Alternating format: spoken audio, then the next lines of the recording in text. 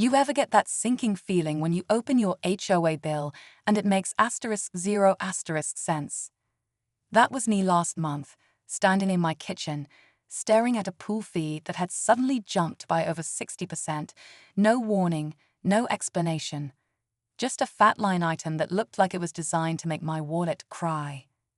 At first, I thought it was a mistake. I figured maybe they added a new feature or made some repairs. But nope, same pool, same hours, same broken umbrella that's been there for 2 summers. So why the hike? Here's where things get interesting. A few weeks earlier, I'd spoken up at an HOA meeting about some shady spending in the budget. Nothing aggressive, just asking questions like, why are we spending thousands on landscaping when half the bushes are dead? Pretty basic stuff, right? But apparently, I hit a nerve. Suddenly, I was that guy, the one who dared to challenge the inner circle of board members who think they run the place like a private club. Now, I don't know if they thought I'd just roll over and pay the new fee out of fear or frustration, but they definitely didn't expect what came next.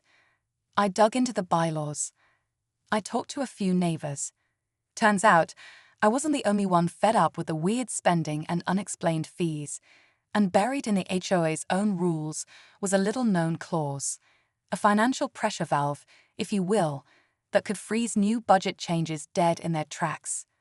So yeah, I pulled that lever. What happened after that? Let's just say things got real tense, real fast. The board wasn't happy. Emails started flying. Emergency meetings were called. And the best part, they couldn't touch the budget. Not without unlocking a process they really didn't want exposed.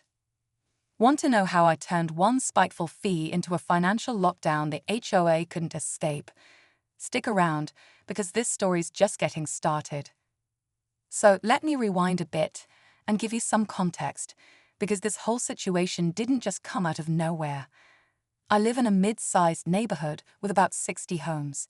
It's the kind of place where people smile during morning walks and wave from their porches. But behind that friendly front, the HOA board's been running things like a secret club for years. The president has held his seat forever, and the same 3 or 4 names show up on every budget, every committee, every decision. Most folks don't question it. They just want peace and quiet. But when stuff starts messing with your money, people begin to pay attention. The pool has always been one of our main community perks. Nothing fancy, but clean and usually quiet. That's where families gather in the summer, kids take swim lessons, and neighbors catch up on weekend mornings. So when I saw my personal fee go from $120 to nearly $200 for the same pool access, it hit a nerve. Especially since there were no upgrades, no announcements, just a cold line on a piece of paper. I wasn't the only one upset. I started casually talking to neighbors, just asking if they'd noticed anything weird with their statements. Turns out, several of us had different fee increases. No one could figure out the pattern. One guy had a $50 hike. Another family's fee had doubled. It was all over the place. And when we asked about it at the next HOA meeting, the board got cagey. Lots of vague answers, a few "we'll look into it" comments, but nothing concrete. It felt off, like they weren't just avoiding questions, they were covering something up. That's when I started reading the actual HOA bylaws. I printed out the 37-page PDF they emailed when I first moved in, blew the dust off it, and went page by page. Took me a weekend. That's when I found it. A clause about budget transparency and a lock mechanism that could be triggered by member petition. No one ever talked about it, but it was real. And once I saw that, I knew I wasn't going to let this go. Once I found that clause in the bylaws, the one that gave homeowners the power to challenge budget changes, I realized I wasn't powerless. It said that if at least 25% of homeowners signed a petition, the board would have to halt all new budget implementations until a full financial audit was completed. No spending, no extra fees, nothing. They called it a budget freeze, and it was designed for exactly this kind of situation. The tricky part was getting enough people on board without tipping off the board too soon. I started quietly talking to neighbors I trusted. At first, most of them didn't want to get involved. They'd say things like, "It's not worth the hassle," or "the board will do what it wants anyway." But then I showed them the numbers, how random the pool fees were, how other charges had spiked, and how some committee expenses didn't even make sense. One line showed $3,800 for community hospitality in a month when no events even happened. Another showed fees going to a company with the same last name as one of the board members. That's when people started paying attention. Meanwhile, the board must have gotten wind that something was up. I started getting strange emails, overly polite messages from board members asking if I had any concerns they could address directly. One neighbor told me he was asked what I'd been talking about with him.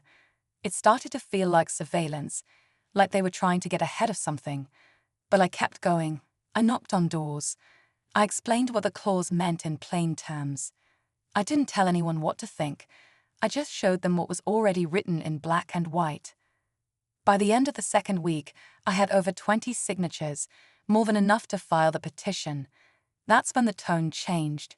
Suddenly, the HOA sent out an emergency newsletter announcing necessary adjustments due to unforeseen budget strain. They tried to make it sound like everything was under control, but I knew it was a scramble. Behind closed doors, they were panicking. But what they didn't know was I wasn't working alone anymore, and one of their own might not be on their side much longer. The moment I turned in the signed petition, everything shifted. I dropped it off at the HOA's management office with a receipt request, just to be safe. By law, they now had 10 business days to pause all new spending and release a full, itemized breakdown of the current budget. I thought they'd try to delay it, maybe claim some technicality. But instead, they went quiet. No meetings, no emails, not even a basic acknowledgement. It was the kind of silence that feels loud. You could feel the tension in the neighborhood, like something was brewing under the surface. A few neighbors who'd signed the petition told me they'd been approached, some even pressured, to reconsider their stance. One woman said a board member showed up at her house unannounced, talking about how division hurts the community and how budget matters are best left to those with experience. It sounded polite on the surface, but it felt like intimidation. That only made people angrier. More folks started digging. Old board emails surfaced. People started asking how the same landscaping company kept getting contracts even though their prices kept going up, and they never actually fixed the broken irrigation system. And then came the anonymous envelope. No return address, just a manila packet slid under my door. Inside were photocopies of receipts, email screenshots, and a breakdown of a side account labeled Special Maintenance. It wasn't in any public budget, but it had 5 figures moving in and out regularly: pool chemical orders, consulting fees, even gift cards. Lots of gift cards. It looked like someone on the inside had had enough and wanted it known. That same week, a board member, one who usually stayed quiet during meetings, resigned. No explanation, just a 2-line email. That's when the whispers started. Someone said there was an emergency closed-door session. Someone else claimed a lawyer had been consulted. Meanwhile, the financial freeze was still in effect.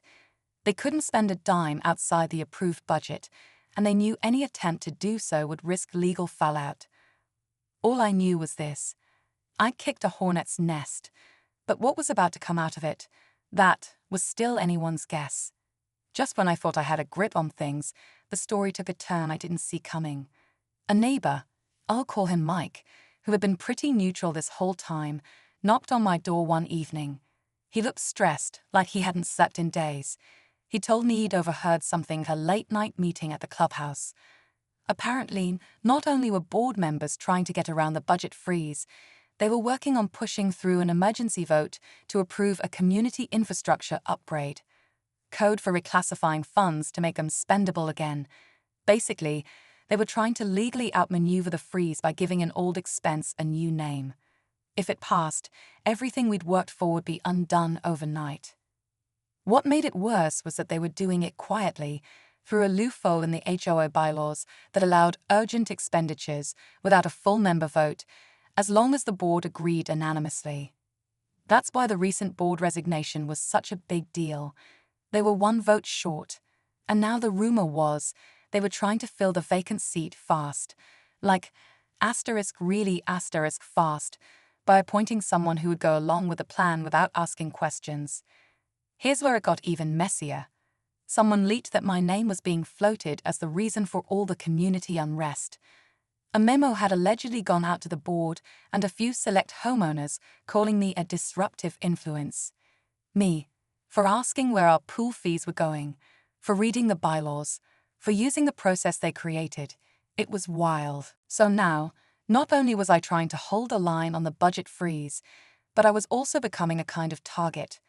My name was being used as a distraction so they could rush a vote and break the lock. The pressure was building from all sides. Neighbors were divided.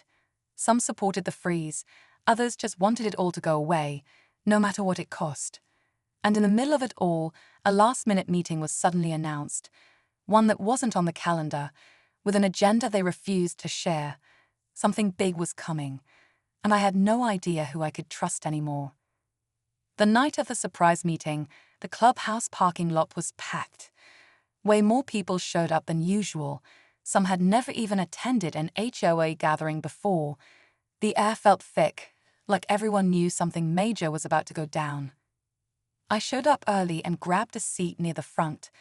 The board members filed in, stiff and quiet, avoiding eye contact. The vacant seat on the board filled, just like we'd feared. They introduced the new appointee, a guy no one had ever seen at any prior meeting. No vote, no discussion. Just, boom, he's in. Then they dropped the real bomb. A motion to approve a $38,000 infrastructure emergency fund to address immediate concerns related to community safety and upkeep. No details, no itemized breakdown. Just a sweeping motion that would unfreeze the budget and make all our signatures worthless. The tension in the room cracked wide open. People started muttering. A few neighbors stood up and called it what it was, manipulation. But the board pushed forward like nothing was wrong. Then, out of nowhere, the twist hit. Mike, the same neighbor who warned me, stood up and calmly handed the HOA president a sealed envelope. He said, "Before you take any votes tonight, you'll want to see this." Turns out, Mike's brother is an auditor, and together they'd taken the leaked financial documents and started their own review. Inside that envelope, a summary of findings showing unapproved payments, unexplained reimbursements, and potential conflicts of interest involving 2 sitting board members. It was all backed up by transaction dates, check numbers, and even vendor quotes from legitimate companies that charged way less for the same services that HOA had been paying inflated prices for. The room went dead silent. The board scrambled. The president tried to adjourn the meeting on the spot, but it was too late. Homeowners were now demanding a full forensic audit. Legal action was mentioned. A few board members walked out mid-meeting. The emergency fund vote never even happened. But the real kicker came a week later, an anonymous email blast to the entire community with screenshots of internal messages from board members mocking residents, bragging about budget games, and even planning to tag certain homeowners with higher fees out of punishment. The pool fee. That was never about money. It was personal. And just like that, the fight wasn't over. It had only just begun. After everything blew up, the HOA was forced to take real action. The board members caught in the scandal stepped down, and an independent auditor was brought in to review every penny spent over the past 2 years. For the first time, transparency wasn't just a buzzword, it was mandatory. The budget freeze stayed in place until the audit was complete, which took a few months. But when the report finally came out, it confirmed what many of us already suspected. There was mismanagement, favoritism, and fees being jacked up for all the wrong reasons. The community rallied together like never before.